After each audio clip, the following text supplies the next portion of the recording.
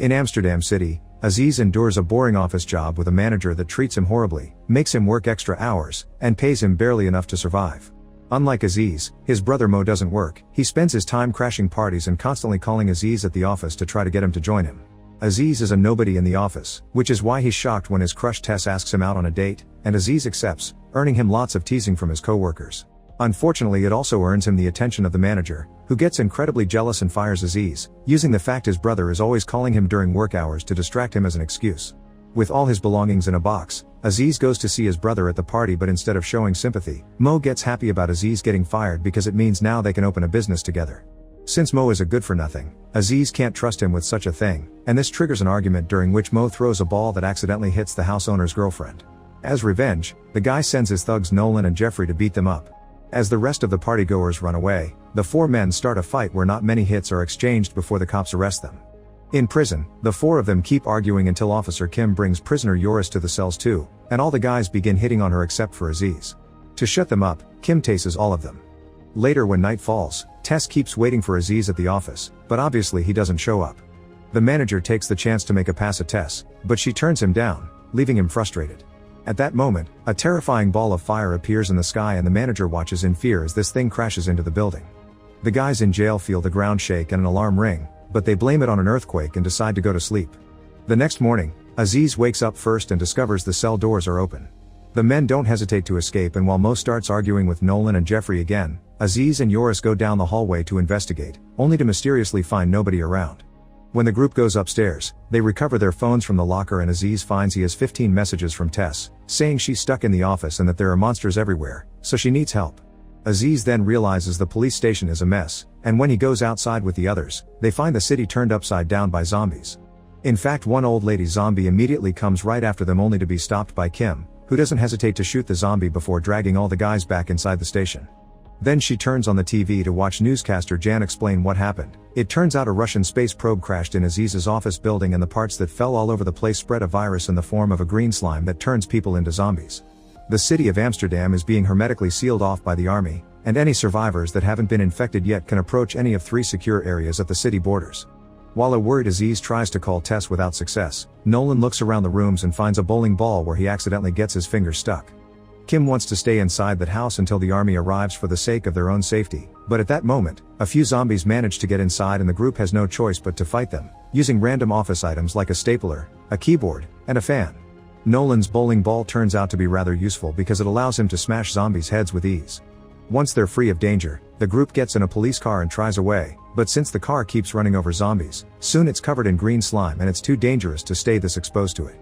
Thinking fast, Kim makes everyone leave the car, and as she kicks off any zombies that come close, she brings the men into a store. Aziz in particular needs to be dragged because he keeps getting distracted by the sight of his office building with the probe on top. Inside the store, Aziz gets a call from Tess, who is fine but still needs help to escape the building. Aziz promises to rescue her, but when he tells the others, everyone calls him crazy and refuses to go with him, no matter how moving his speech about saving the innocent is. Kim decides they'll try to reach a secure area, but before leaving, the group grabs as much useful equipment as they can from the store, including a second bowling ball for Nolan. Mo also considers grabbing the money from the cash register, but Yoris points out that it's not much and that they can stop at the bank he works for later. Afterward, the group makes it to a gas station, where they start looking into what car they can take. Aziz still wants to leave alone to save Tess, prompting Kim to slap him multiple times to try to make him see reason. Jeffrey and Mo get in a limousine and find famous singer Ben Saunders in the back, only to accidentally kill him when a group of zombies arrives and the noises of the fight outside scare Mo into involuntarily shooting his crossbow. Since none of them knows how to jumpstart a car, they'll have to think of some other plan to keep going. They go back to the streets, defending themselves the best they can by using the stuff they took from the store, but it's not very effective. Thankfully, Jeffrey realizes they're near a garage owned by his friend Ruben, who works there with 2 other mechanics, and they're allowed inside with no trouble. Now that they're safe again, Kim takes a moment to apologize to Aziz for having hit him. Ruben and his friend show the group that they've discovered that green slime makes for a very powerful energy source that can make a vehicle run. However, things go sour when Jeffrey notices the 3rd mechanic is missing. It turns out he's become a zombie and he's been chained to a wall. The group wants to kill the monster, but Ruben won't let them and puts himself between the zombie and Jeffrey's party. This is an awful idea, because the zombie doesn't remember his friends and bites Ruben before breaking the chains to attack the others. While the group fights the zombie, Aziz picks another call from Tess, who is being surrounded by zombies and doesn't know for how long she'll be able to survive. Right before Nolan manages to finish the zombie off with his bowling balls, the monster manages to wound Kim, and Aziz cradles her in his arms because he refuses to leave her behind. Unfortunately, Nolan, Jeffrey, Mo, and Yoris don't care, and they leave in the slime-powered truck to find Yoris' bank. As soon as they make it to the bank, Yoris opens the safe and the group begins filling lots of bags with as much cash as they can. Nolan wanders off and discovers the work had been having a birthday party when the zombies came, and the birthday cake looks too delicious not to try it. There's a dead man's head on top of it, so Nolan tries to be as sneaky as possible, but the man wakes up anyway and bites Nolan's arm. When everyone is ready to go, Yoris shows his true colors and threatens the others with his weapon to make them hand him all the money, then he escapes right before the building gets surrounded by more zombies. Jeffrey and Mo discover Nolan has been bitten and Mo points out that the arm should go, but his idea is quickly turned down. Meanwhile, Aziz is carrying Kim on a cart from the garage and making his way to his office building.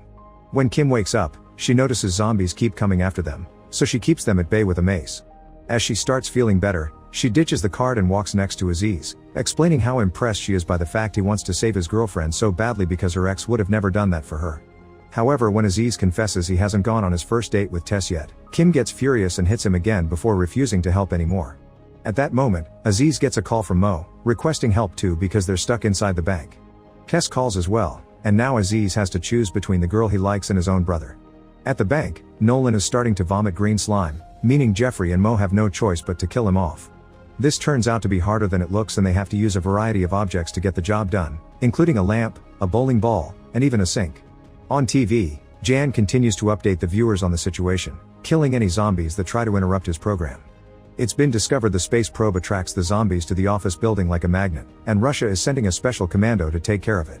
Aziz and Kim arrive at the bank and distract the zombies by activating a car alarm, allowing them to enter the bank and rescue Jeffrey and Mo. The group runs away as fast as they can only to get stuck in a playground when the zombies surround them again, but when they're about to lose hope, they are surprised by the arrival of the Barachi brothers. These guys used to own a kebab restaurant and became expert monster hunters when one day all their clients transformed into zombies.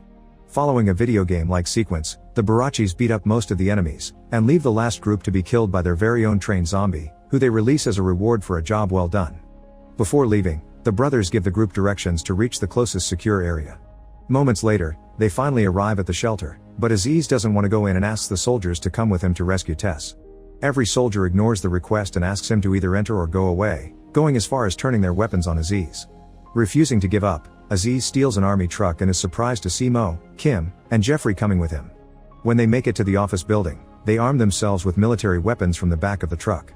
While Jeffrey stays outside with a minigun to keep the zombies back and get revenge for Nolan, Aziz, Mo, and Kim take the elevator to reach the higher floors and find Tess. Sadly, the elevator gets stuck when they're about to make it, so the trio has to force open the door and look for Tess while avoiding any zombies already in the building. At that moment, Jeffrey runs out of ammunition and rushes inside, only to find the elevator isn't working.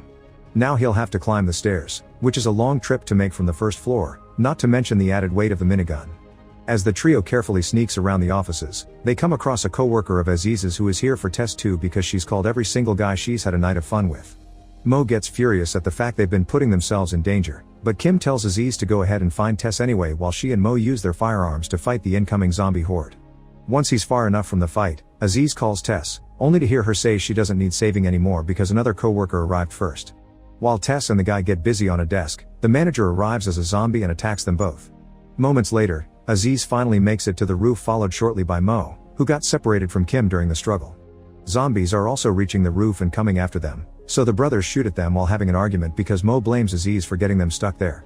Furious, Aziz calls Mo a loser that breaks everything he builds, but as soon as he realizes how much he's hurt his brother, he apologizes and they make up with a hug. Suddenly, a helicopter drops a man on the roof. It's Russian commando Andrij, who comes across as brave and dependable only to get bitten by a zombie as soon as he lands. Before the infection takes his sanity, he urges the brothers to help him put the explosives he's brought all over the probe, that way they can blow up the building and all the zombies with it. Meanwhile, Kim comes across Tess, who apparently is scared and crying. However, this is all an act to bring Kim closer since she's a zombie too. While the women start to fight and Jeffrey continues to make his way upstairs very slowly, Aziz and Mo finish putting up the explosives right before Andrij turns into a zombie. The brothers fight him together to no avail, and Andrij manages to push Mo to the ground to bite him. Aziz finds a grenade the soldier dropped and hangs it on a pencil that he proceeds to stick on Andrij's head, effectively killing him when it explodes. Since Mo has been bitten, he decides to stay behind with the detonator and sends Aziz away, giving him 10 minutes before blowing up the building and telling him to go for Kim instead of Tess because she's a much better person. As he makes his way back into the building, Aziz comes across the manager, who he shoots quickly before turning around the corner and finding Kim killing Tess with a kick to the head. Afterward, Kim and Aziz begin running down the stairs, where they almost make Jeffrey cry when he hears they have to go down again after he climbed all his way up. On the roof, Mo finds himself surrounded by zombies and his gun isn't enough to stop them all. He can't die without finishing his mission, so he detonates the explosives before the 10 minutes pass. The building starts to shake as it is hit by the explosion and the trio has to hurry downstairs while dodging zombies at the same time. Fortunately, they leave the building right before it goes down, finding the Barachi brothers waiting for them in their car to offer a safe escape. Night has fallen by the time the group makes it to the secure area.